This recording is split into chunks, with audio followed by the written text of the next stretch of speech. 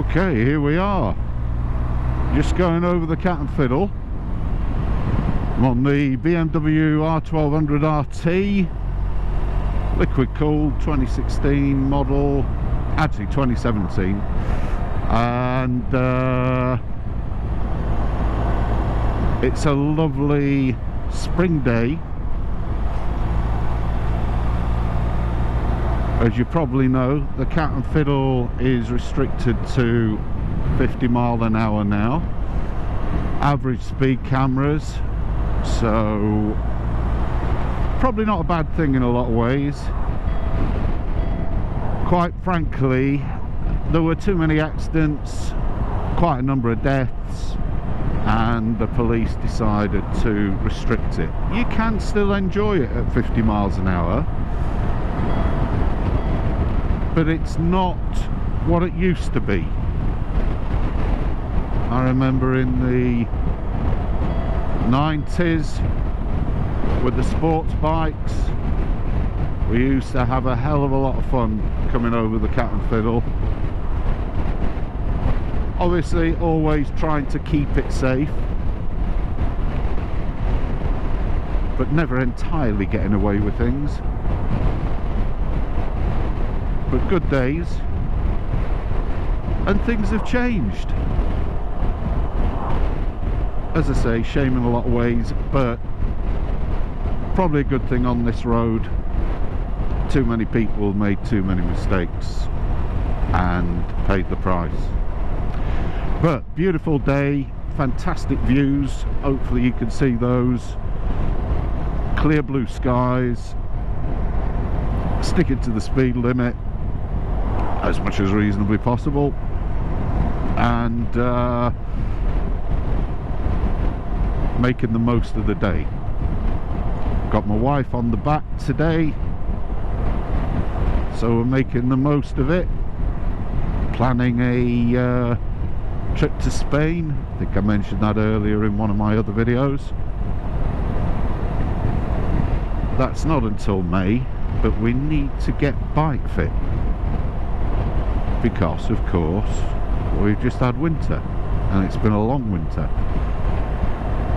So ready for these sort of skies in Spain, but with another 10 or 15 degrees hopefully. Should make a massive difference. The bike I'm on today, the R1200RT, is a fabulous bit of kit for two-up work, for exactly this sort of job actually. And it's got most of the mod cons, everything but the stereo. I think I had the stereo on a case 1600 and never used it, so bit of a pointless exercise in many regards. Nice thing to have for those occasions, but not something that I would advise people to tick the box for and pay whatever it is, 1200 quid, 1500 quid. This has the up down quick shifter, it has heated everything, seats, grips and so on. It's not been adapted very much. I've got a couple of little accessories on it, but it's not been adapted. It does have the BMW top box, which is something that is worth having for sure, particularly if you're taking a Pillion.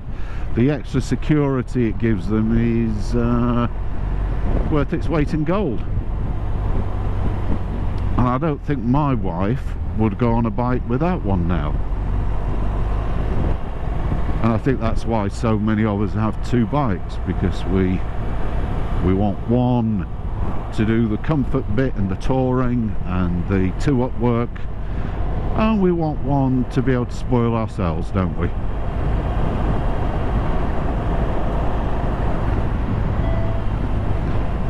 I have at times had many more than one in the garage, sometimes 4 or 5. but I realised I can't use them. Yeah, they might make a little bit of money here and there, but reality is that if you are going to use them at all, you've got to tax them all, you've got to insure them all. It just becomes a pain in the arse. So I just stick to a couple of bikes now.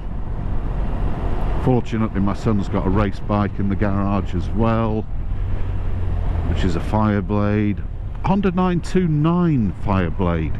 Beautiful example, 10,000 mile it's done. The original black and silver one, and it's in cracking condition, really cracking condition. Condition really links to the mileage, you know, it's exactly what you would expect. And I'll be getting myself out on that and doing a bit of video coverage on that bike. Quite looking forward to it. I had one back in the day, 2001 929Y. Fabulous bike, really fabulous bike, fantastic handling, probably one of the best handling bikes, outright best handling bikes out there. And very, very light. If I remember right, 170 something kilos, I think. So about 175 kilos, something like that. So very, very light for a super bike, for a 1000 super bike. And of course, it has all the practicalities that we miss now of those bikes. The seat that's hinged comes up. You've got a trunk in the back. It's unbelievable, and it's relatively comfortable as well. So nothing to knock it for, and I'm sure my son's going to enjoy that this year, in amongst the bit of racing that he's going to be doing on his S1000RR. Anyway, a few sheep on the top there, a few lambs actually. Is that early? I'm not sure,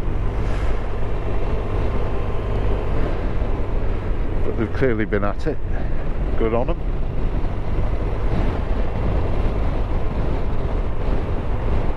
So if there's anybody out there that hasn't been on the Cat and Fiddle, get yourself on it, preferably on an evening when it's nice and quiet, on a mild summer's evening. Absolutely lovely. Just make sure that you're conscious of the fact that we've got variable speed cameras.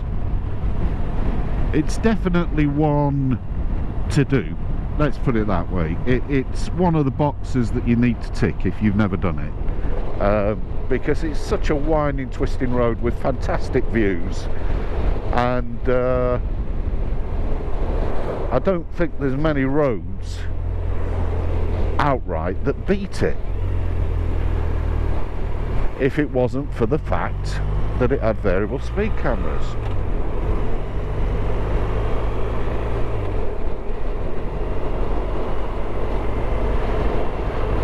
So going back to the bike, I've got what have I got? I've got Garmin on it. Got an Evotech engine guard, which is good. That helps protect the front of the engine from all the crud that's thrown up from the front wheel. And neat little thing, costly for what it is, it's got to be said. It's only a tiny sheet of metal, and I think it was 50 quid or thereabouts. I'll let him go. Don't want to race a guy on an S1000, not when I'm on the RT with the wife. So yeah, I've got the Garmin. It's got all the bits that I mentioned, including the heated seat, heated grips, etc. I've got a Tribo seat on the back, which helps my wife with the movement, sort of sliding backwards and forwards on the accelerator, off the accelerator. It can be a bit of a pain in the neck for her, so I put the driver's seat on, and she finds it really useful. I've had them on a few bikes for her now over the years. And like I say, the top box, haven't got the panniers on today. You don't need the panniers, it's not going anywhere, so take them off. Make myself more aerodynamic. The only thing getting in my way is probably the stomach of becoming fully aerodynamic, but what else have we got on this? Not a lot really. It's pretty standard, and all the better for it. Not bothered with an exhaust or anything.